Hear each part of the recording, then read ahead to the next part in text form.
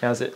The flavor is really good. I think the cheese, the parsley, and like, ooh, that beautiful slow cooked ragu, just amazing. So with these meat-based pasta sauces, you really want to try use a thicker type of pasta, like a fettuccine or a pappardelle, which is my favorite type of pasta. And another thing is, the longer you let it cook out, the more flavor it develops, because the flavor from the meat absorbs into the sauce, and that's what creates a really hearty, homey sort of flavor. So it's a really great pasta dish for a winter's night. Anyways guys, thank you so much for watching. As always, give this video a big thumbs up. Subscribe if you haven't already, it really helps the channel and it's for free. If you like this recipe, give us a comment down below and let us know what other recipes you'd like to see on this channel on Simple Cookery. We upload simple recipes and cooking techniques to help you guys get more confident in the kitchen.